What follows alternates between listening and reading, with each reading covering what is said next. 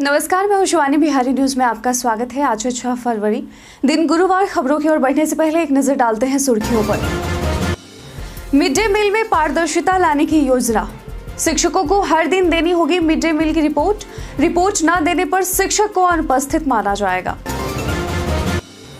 वसुधा केंद्रों से जुड़ी 2 नई ऑनलाइन सेवाएं। राजस्व न्यायालय में वाद दायर करना होगा आसान। भू अभिलेख पोर्टल से अभिप्रमाणित प्रति की मिलेगी सुविधा। आज शेखपुरा में होगी नीतीश कुमार की प्रगति यात्रा। 100 करोड़ की योजनाओं की देंगे सौगात। सीएम नीतीश के लिए पुख्ता की गई सुरक्षा व्यवस्था। पूर्वोदय योजना से होगी छोटे और नए शहरों की विकास। छोटे शहरों को मिलेंगी बुनियादी सुविधाएं। इसके लिए बनाया जाएगा मास्टर प्लान। बिहार बोर्ड ने जारी किया नया निर्देश। इंटर की परीक्षा में जूता मोजा पहनकर जाने पर प्रतिबंध। 6 फरवरी से अंतिम परीक्षा तक रहेगी प्रतिबंध। 3 मार्च को पेश हो सकता है वर्ष 2025-26 का बजट। बिहार बजट सत्र में होंगे 21 बैठकें। विधानसभा चुनाव को देखते हुए सरकार की अंतिम बजट। आज होगा भारत बनाम इंग्लैंड पहला वनडे मुकाबला। दोपहर 1:30 बजे से खेला जाएगा यह रोमांचक मैच। रोहित की कप्तानी में जीत के इरादे से उतरेगी टीम इंडिया। अब चलिए बढ़ते हैं बिहार की 25 बड़ी खबरों की ओर विस्तार से। रेलवे ने टीजीटी पीजीटी भर्ती के लिए आवेदन की तारीख बढ़ाई। जी हां, रेलवे रिक्रूटमेंट बोर्ड ने टीजीटी पीजीटी सहित 1036 पदों पर भर्ती के लिए आवेदन की आखिरी तारीख 16 फरवरी तक बढ़ा दी है। पहले यह तारीख 6 फरवरी थी। इच्छुक उम्मीदवार भारतीय रेलवे की आधिकारिक वेबसाइट indianrailways.gov.in पर आवेदन कर सकते हैं। पीजीटी के लिए पोस्ट ग्रेजुएशन और बीएड, जबकि टीजीटी के लिए ग्रेजुएशन, बीएड या डीईएलईडी और टीईटी सर्टिफिकेट जरूरी है। आयु सीमा 18 से 48 वर्ष और सैलरी 19,900 से 47,600 रुपये है। फीस सामान्य ओबीसी ईडब्ल्यूएस के लिए 500 रुपये, जबकि एससी या एसटी के लिए 250 रुपये। आवेदन के बाद परीक्षा शुल्क वापस किया जाएगा। शिक्षकों को हर दिन देनी होगी मिड डे मील की रिपोर्ट। बिहार के सरकारी स्कूलों में मिड डे मील योजना की गुणवत्ता बढ़ाने के लिए नई प्रक्रिया लागू की गई है। शिक्षकों को अब रोजाना मिड डे मील की रिपोर्ट तैयार करनी होगी, जिसमें बच्चों की संख्या और मेन्यू की जानकारी शामिल करनी होगी। इसके अलावा प्रधानाध्यापक और शिक्षकों को भोजन की गुणवत्ता और बच्चों की उपस्थिति की पुष्टि करने वाला प्रमाण पत्र हस्ताक्षर करना अनिवार्य होगा। रिपोर्ट न देने पर शिक्षक को अनुपस्थित माना जाएगा और बिना रिपोर्ट के कोई भुगतान नहीं किया जाएगा। इस कदम का उद्देश्य मिड डे मील योजना में पारदर्शिता लाना और बच्चों को गुणवत्तापूर्ण भोजन प्रदान करना है। वसुधा केंद्रों से जुड़ी 2 नई ऑनलाइन सेवाएं। वसुधा केंद्रों में अब 2 नई ऑनलाइन सेवाएं जोड़ी गई हैं। अब लोग भू अभिलेख पोर्टल से दस्तावेजों की अभिप्रमाणित प्रति प्राप्त कर सकते हैं और राजस्व न्यायालय में वाद दायर कर सकते हैं। राजस्व न्यायालय में वाद दायर करने के लिए 40 रुपये शुल्क है, जबकि अभिप्रमाणित प्रति प्राप्त करने के लिए 20 रुपये प्रति पृष्ठ देना होगा। इसके अतिरिक्त स्कैनिंग शुल्क 1 रुपये 50 पैसे प्रति पृष्ठ और छपाई शुल्क अलग से लिया जाएगा। विभाग ने समाहर्ताओं से वसुधा केंद्र संचालकों को इस बदलाव के बारे में अवगत करने और प्रचार प्रसार की अपील की है। मंत्री डॉक्टर दिलीप कुमार जायसवाल ने इसे ग्रामीण रैयतों के लिए सुविधाजनक बताया। आज शेखपुरा में होगी नीतीश कुमार की प्रगति यात्रा। बिहार के मुख्यमंत्री नीतीश कुमार 6 फरवरी 2025 को शेखपुरा के गगौर गांव में प्रगति यात्रा के तहत पहुंचेंगे। यात्रा के चौथे चरण में वह मुख्यमंत्री 7 निश्चय योजना और अन्य लोक कल्याणकारी योजनाओं का उद्घाटन करेंगे। इस सिलसिले में वो 100 करोड़ की योजनाओं की कुल तरीके से सौगात देंगे। कल तक मुख्यमंत्री के आगमन को लेकर शेखपुरा जिला प्रशासन युद्ध स्तर पर तैयारियों में जुटा था। सुरक्षा व्यवस्था के लिए 200 पुलिस अधिकारी और 5 कंपनी बीएमपी बल की तैनाती की गई है। रूट चार्ज और बैरिकेटिंग की व्यवस्था की गई है और मुख्यमंत्री का शेखपुरा दौरा पहले 8 फरवरी को निर्धारित था, लेकिन अब यह 6 फरवरी को होगा। आज से इंटर की परीक्षा में जूता मोजा पहनकर जाने पर प्रतिबंध। बिहार विद्यालय परीक्षा समिति बीएसईबी ने इंटरमीडिएट वार्षिक परीक्षा 2025 के लिए एक नया निर्देश जारी किया है, जिसमें परीक्षार्थियों को 6 फरवरी से 15 फरवरी तक जूता मोजा पहनकर परीक्षा भवन में प्रवेश की अनुमति नहीं होगी। पहले ठंड के कारण 1 से 5 फरवरी तक जूता मोजा पहनने की अनुमति थी, लेकिन अब मौसम में सुधार होने के बाद यह प्रतिबंध लागू किया गया है और यह निर्णय परीक्षा के दौरान अनुशासन बनाए रखने और नकल रोकने जोड़ने के लिए किया गया है। 12,90,000 परीक्षार्थी 1,677 परीक्षा केंद्रों पर परीक्षा दे रहे हैं। आज होगा भारत बनाम इंग्लैंड पहला वनडे मुकाबला। भारत और इंग्लैंड के बीच 3 मैचों की वनडे सीरीज का आगाज आज यानी 6 फरवरी से हो रही है। पहला मैच नागपुर के वीसीए स्टेडियम में 1:30 बजे से खेला जाएगा, टॉस 1 बजे से, और दूसरा मैच 9 फरवरी को कटक के बाराबाती स्टेडियम में, और तीसरा मैच 12 फरवरी को अहमदाबाद के नरेंद्र मोदी स्टेडियम में खेला जाएगा। भारत और इंग्लैंड के बीच कुल 107 वनडे मैच अभी तक खेले गए हैं, जिसमें भारत ने 58 और इंग्लैंड ने 44 मैच जीते हैं। वनडे सीरीज के मैच आप स्टार स्पोर्ट्स नेटवर्क पर लाइव टेलीकास्ट देख सकते हैं, और डिज्नी प्लस हॉटस्टार पर यह स्ट्रीम होंगे, जिसे आप फोन या लैपटॉप में देख सकते हैं। भारतीय टीम कुछ इस प्रकार है: रोहित शर्मा कप्तान हैं, शुभमन गिल उप कप्तान हैं, विराट कोहली, श्रेयस अय्यर, केएल राहुल, हार्दिक पांड्या, अक्षर पटेल, वाशिंगटन सुंदर, कुलदीप यादव, जसप्रीत बुमराह, मोहम्मद शमी, अर्शदीप सिंह, यशस्वी जायसवाल, ऋषभ पंत, रविंद्र जडेजा, हर्षित राणा और वरुण चक्रवर्ती शामिल हैं। और साथ ही आपको क्या लगता है आज के मैच में किसका पलड़ा भारी है, भारत या इंग्लैंड? अपना जवाब में कमेंट सेक्शन में लिखकर जरूर बताइएगा। बक्सर भागलपुर एक्सप्रेसवे, इन शहरों को मिलेगा फायदा। बक्सर भागलपुर एक्सप्रेसवे की दिशा अब स्पष्ट हो गई है, जो बक्सर से पटना, मोकामा, मुंगेर होते हुए भागलपुर तक जाएगा। इसकी कुल लंबाई 360 किलोमीटर होगी, जिसमें 280 किलोमीटर पहले से 4 लेन है। मोकामा से मुंगेर तक के 78.5 किलोमीटर का हिस्सा 4 लेन बनाने के लिए डीपीआर तैयार किया जा रहा है। अनुमानित लागत 3,750 करोड़ रुपए है। इस परियोजना का कार्य 2025-26 के केंद्रीय बजट में शामिल है। बक्सर और यूपी के बलिया जिले के बीच 3 लेन का नया पुल भी बनेगा, जिसकी लागत 444 करोड़ रुपए है। हालांकि एक्सप्रेसवे के लिए पुरानी सड़कों को अपग्रेड किया जाएगा। बिहार पर्यटन में आज बात होगी उर्विजा कुंड की। यह कुंड मां जानकी से संबंधित है, जो बिहार के सीतामढ़ी में स्थित है। इसका वर्णन रामायण और कई पौराणिक व लोक कथाओं में भी देखने को मिलता है। धार्मिक मान्यताओं के मुताबिक इसका निर्माण राजा श्रीध्वज जनक ने मां सीता के प्रकट होने के स्थान पर करवाया था, जिसे आगे चलकर उर्विजा कुंड के नाम से प्रसिद्धि मिली। यदि आप धार्मिक स्थलों पर घूमने की योजना बना रहे हैं तो उर्विजा कुंड के भ्रमण के लिए जा सकते हैं। 3 मार्च को पेश हो सकता है वर्ष 2025-26 का बजट। बिहार विधानमंडल का बजट सत्र 28 फरवरी 2025 से शुरू होगा और 28 मार्च 2025 तक चलेगा। 3 मार्च 2025 को उप मुख्यमंत्री और वित्त मंत्री सम्राट चौधरी द्वारा वर्ष 2025-26 का बजट पेश किया जा सकता है। यह बजट सत्र महत्वपूर्ण है क्योंकि यह चुनावी वर्ष में हो रहा है और सरकार का अंतिम बजट होगा। इसके बाद विधानसभा चुनाव होंगे। बजट सत्र के पहले दिन 28 फरवरी को राज्यपाल आरिफ मोहम्मद खान दोनों सदनों के संयुक्त सत्र को संबोधित करेंगे और राज्य के विकास कार्यों तथा योजनाओं की जानकारी देंगे। पूर्वोदय योजना से होगी छोटे और नए शहरों का विकास। जी हाँ, राज्य के छोटे और नए शहरों के विकास के लिए पूर्वोदय योजना बनाई जा रही है। इस योजना के तहत शहरों में मूलभूत सुविधाएं जैसे सड़क, नाली, गली, पार्क, जलापूर्ति और जल निकासी की व्यवस्था सुनिश्चित की जाएगी। 2020 में बने 120 नए नगर निकायों में सर्वे के बाद विकास कार्यों की योजना तैयार की जाएगी। इन शहरों में जलापूर्ति के लिए पाइपलाइन, सीवेज नेटवर्क और जल निकासी के लिए नाले भी बनाए जाएंगे। मास्टर प्लान बनाने के लिए विभिन्न राज्यों के निकायों का अध्ययन किया गया है। केंद्र सरकार से मदद के साथ कुछ कार्य निजी जन भागीदारी मोड में होंगे। बिहार में 4 डीएसपी अधिकारियों को मिला प्रमोशन। बिहार गृह विभाग ने हाल ही में कुछ पुलिस अधिकारियों को प्रमोशन दिया है। वरीय पुलिस उपाधीक्षक के पद पर प्रमोट किए गए अधिकारियों में मुकुल कुमार रंजन, मोहम्मद तनवीर अहमद, प्रभाकर तिवारी और मनोज कुमार पांडे शामिल हैं। इन अधिकारियों को वेतन स्तर 12 पर प्रमोशन मिला है। वहीं स्टाफ ऑफिसर के रूप में अस्मिता सुमन, राकेश कुमार, राजेश कुमार सिंह, प्रभाकर और रूप रंजन हरगवे को अस्थायी कार्यकारी प्रभार दिया गया है। इन अधिकारियों को प्रभार ग्रहण करने की तिथि से बढ़े हुए वेतन का लाभ मिलेगा, जो सामान्य प्रशासन विभाग की अधिसूचना के तहत होगा।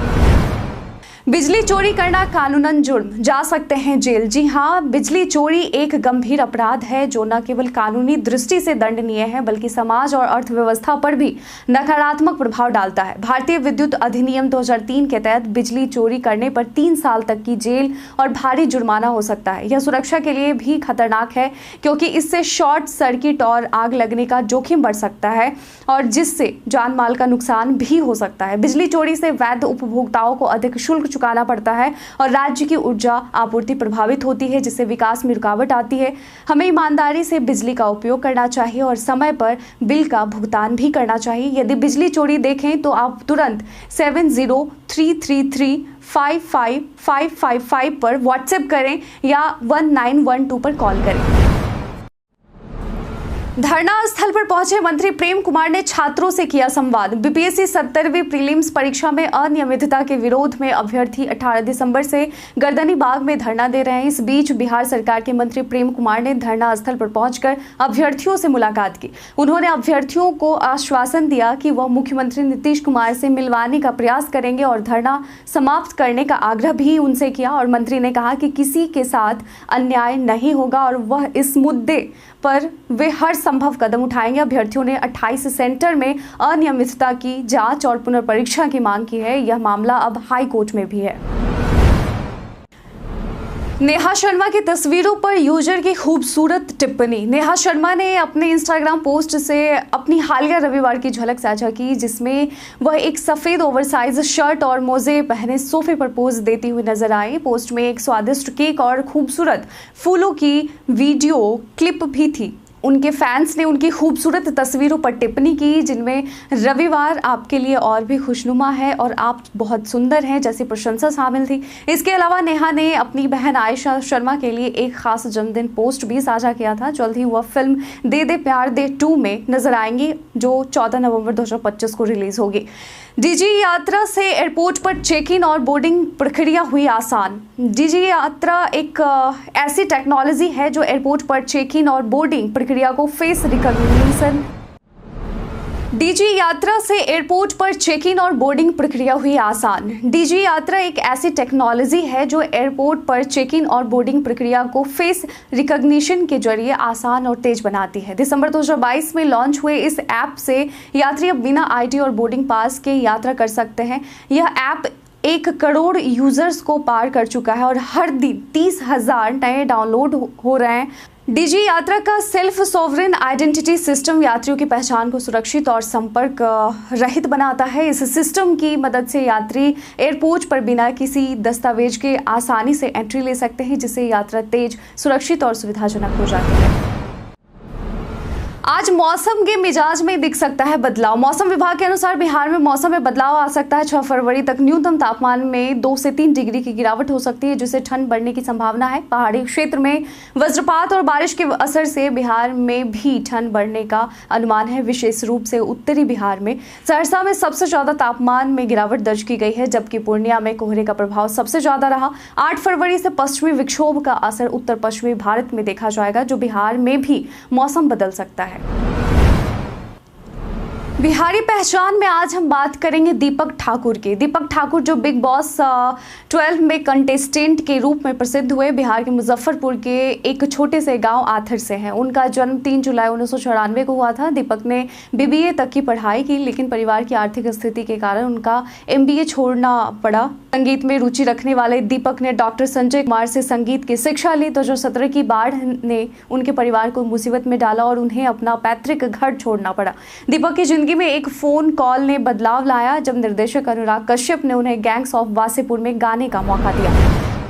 5 दिनों तक रेल कर्मी से पूछताछ करती रही फर्जी सीबीआई। बिहार के नालंदा जिले में डिजिटल अरेस्ट का एक सनसनीखेज मामला सामने आया, जहां साइबर ठगों ने एक रेल कर्मी को जाल में फंसाकर 1,60,000 रुपए ठग लिए। ठग ने खुद को सीबीआई अधिकारी और साइबर क्राइम दिल्ली का सदस्य बताते हुए विकास पर दिल्ली में गलत तरीके से पैसे जमा करने का आरोप लगाया। इसके बाद उसे गिरफ्तारी का डर दिखाकर डिजिटल अरेस्ट कर लिया। ठग ने मामले को रफा दफा करने के लिए 5 लाख रुपए की मांग की, लेकिन रेलकर्मी ने 1,60,000 रुपए ट्रांसफर कर दिए। यह घटना लगभग 5 दिन तक चली। मामला तब खुला जब विकास ने यानी रेलकर्मी ने अपने दोस्त से पैसे मांगे, जिसने साइबर ठगी की जानकारी दी। पुलिस ठग की तलाश कर रही है। वित्त मंत्रालय ने सरकारी कामों में एआई का उपयोग नहीं करने की दी सलाह। भारत के वित्त मंत्रालय ने सरकारी दस्तावेजों और डेटा की गोपनीयता को खतरे में डालने के कारण अपने कर्मचारियों को चैट जीपीटी और डीप सीक जैसे एआई उपकरणों का उपयोग न करने की सलाह दी है। जारी किए गए एक आंतरिक परामर्श में कहा गया कि ये उपकरण कार्यालय के कंप्यूटरों में सरकारी डेटा के लिए जोखिम उत्पन्न कर सकते हैं। ऑस्ट्रेलिया और इटली जैसे देशों ने भी इसी तरह के प्रतिबंध लगाए हैं। ओपन एआई और डीप सीक ने टिप्पणी के अनुरोधों का जवाब नहीं दिया है। यह निर्देश केवल वित्त मंत्रालय तक सीमित था या अन्य मंत्रालयों को भी जारी किए गए हैं, इसकी पुष्टि नहीं हो पाई है। सासाराम के ऐतिहासिक स्थलों के संरक्षण की हुई शुरुआत। सासाराम शेर शाह सूरी की भूमि ऐतिहासिक धरोहरों से समृद्ध है, लेकिन अतिक्रमण और अनदेखी के कारण इन स्थलों की स्थिति बिगड़ रही है। पुरातत्व विभाग ने इन स्थलों के पुनरुद्धार के लिए ठोस कदम उठाए हैं। हाल ही में डॉक्टर सुजीत नयन ने हसन शाह के मकबरे का दौरा किया और इसके संरक्षण की शुरुआत की। वे मानते हैं कि सासाराम में पर्यटन की अपार संभावनाएं हैं, लेकिन इसके लिए सरकार, प्रशासन और जनता को मिलकर प्रयास करना होगा। विभाग अवैध निर्माणों को रोकने के लिए पुलिस प्रशासन से सहयोग की अपील कर रहा है। लालू यादव ने कहा, हर हाल में तेजस्वी बनेंगे बिहार के सीएम। राजद सुप्रीमो लालू यादव नालंदा में श्री कृष्ण वल्लभ के पुण्यतिथि कार्यक्रम में शामिल हुए और बड़ा बयान दिया। उन्होंने कहा कि बिहार में तेजस्वी यादव को मुख्यमंत्री बनाना है और इसके लिए सभी को एकजुट होकर काम करना होगा। लालू यादव ने कहा कि वे कभी किसी के सामने सिर नहीं झुकाएंगे और किसी भी कीमत पर तेजस्वी की सरकार बनाएंगे। उन्होंने तेजस्वी के वादों को दोहराते हुए कहा कि उनकी सरकार बनने पर महिलाओं को 2500 रुपये मुफ्त बिजली और रोजगार मिलेगा। लालू यादव ने जनता से अपील की कि वे तेजस्वी का साथ दें और उन्हें मुख्यमंत्री बनाएं। राहुल गांधी ने जाति जनगणना पर उठाए सवाल। राहुल गांधी ने पटना में जगलाल चौधरी की 130वीं जयंती पर केंद्र सरकार पर हमला बोलते हुए जाति जनगणना की आवश्यकता पर जोर दिया। उन्होंने बिहार की जाति जनगणना पर सवाल उठाते हुए तेलंगाना की जाति जनगणना को अधिक प्रामाणिक बताया। राहुल ने कहा कि देश में दलित, आदिवासी और पिछड़े वर्ग की भागीदारी विभिन्न संस्थाओं में कम है और यह सही प्रतिनिधित्व की कमी को दर्शाता है। उन्होंने उदाहरण दिया कि सरकार के बजट निर्धारण में दलित अफसरों की संख्या बहुत कम है और 100 रुपये खर्च करने पर उनका हिस्सा सिर्फ 6 रुपये है। उनका कहना था कि जाति गणना से सही प्रतिनिधित्व सुनिश्चित होगा। राहुल गांधी के आरोपों पर भाजपा का कड़ा जवाब। भाजपा ने राहुल गांधी के आरोपों का कड़ा जवाब दिया है। पार्टी प्रवक्ता मनोज शर्मा ने कहा कि राहुल गांधी और कांग्रेस दलित नेताओं की याद चुनावी साल में आई है, जबकि कांग्रेस शासन के दौरान ऐसे नेताओं की पुण्यतिथि और जयंती तक नहीं मनाई गई। उन्होंने प्रधानमंत्री नरेंद्र मोदी की योजनाओं का जिक्र किया, जैसे आयुष्मान भारत, स्वच्छ भारत मिशन, उज्ज्वला योजना और पीएम किसान सम्मान निधि, जिनका लाभ दलित, पिछड़े और आदिवासी समुदायों को हुआ है। भाजपा ने सीलमपुर में फर्जी मतदान के आरोपों की जांच की भी आलोचना की, जिसमें नामों के मेल से भ्रम पैदा हुआ।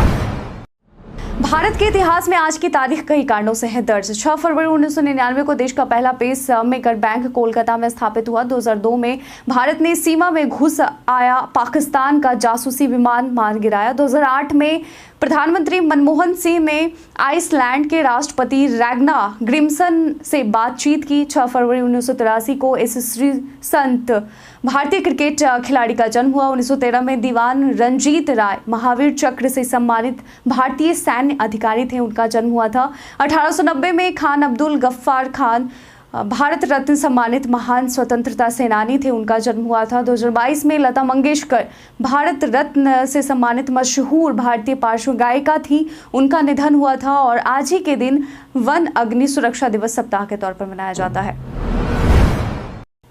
ओपन एआई ने व्हाट्सएप पर लाया नया अपडेट। ओपन एआई ने व्हाट्सएप पर अपने चैट जीपीटी चैटबॉट के लिए एक नया अपडेट जारी किया है, जिससे अब यह टेक्स्ट के अलावा इमेज और वॉइस मैसेज यानी ऑडियो फाइल्स को भी समझकर जवाब दे सकता है। पहले यह केवल टेक्स्ट सवालों का जवाब देता था। नए अपडेट के तहत यूजर इमेज और ऑडियो भेजकर सवाल पूछ सकते हैं और चैट जीपीटी टेक्स्ट में जवाब देगा। इस अपडेट के बाद आने वाले समय में व्हाट्सएप पर चैट जीपीटी अकाउंट लिंक करने की सुविधा और डीप रिसर्च फीचर भी मिलेगा, जिससे यूजर जटिल रिसर्च आधारित सवाल पूछ सकेंगे।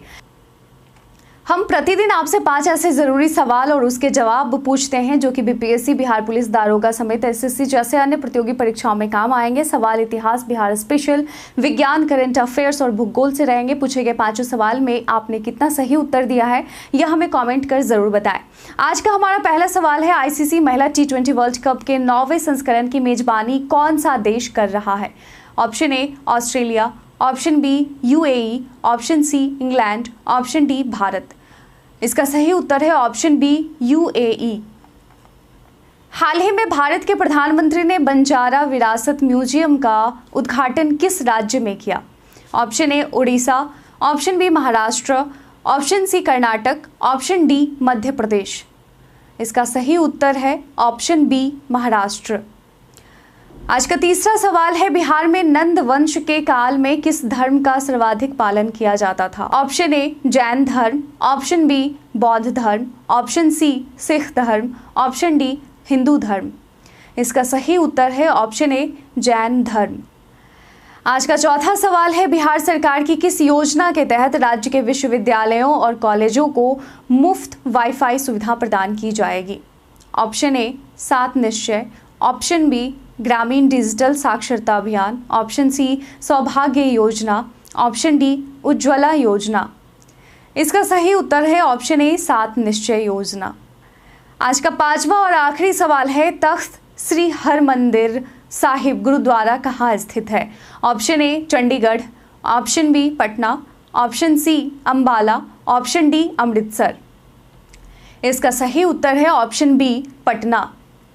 बीते दिन हमारे द्वारा पूछे गए सवाल का आप लोगों में से बहुत लोगों ने अपना जवाब में कमेंट सेक्शन में लिख कर दिया था। जिन्होंने पूछे गए सवाल का जवाब दिया है उनके नाम है रवि रंजन कुमार, रविशंकर, रवि मोहन वर्मा, पल्लवी सिंह, राकेश मिश्रा, नौशाद रजा, रिंकू सिंह, रिंकू कुमारी, संजीव कुमार, ध्रुव कुमार, राजकिशोर महतो, शानवी गुप्ता, मोहम्मद शाकिर हुसैन, दया शंकर प्रसाद सिन्हा, कामेश्वर सिंह और किशोरी देवी। इसके साथ ही बढ़ते हैं आज के सवाल की और आज का सवाल है, आपके क्षेत्र में बिजली आपूर्ति की स्थिति कैसी है?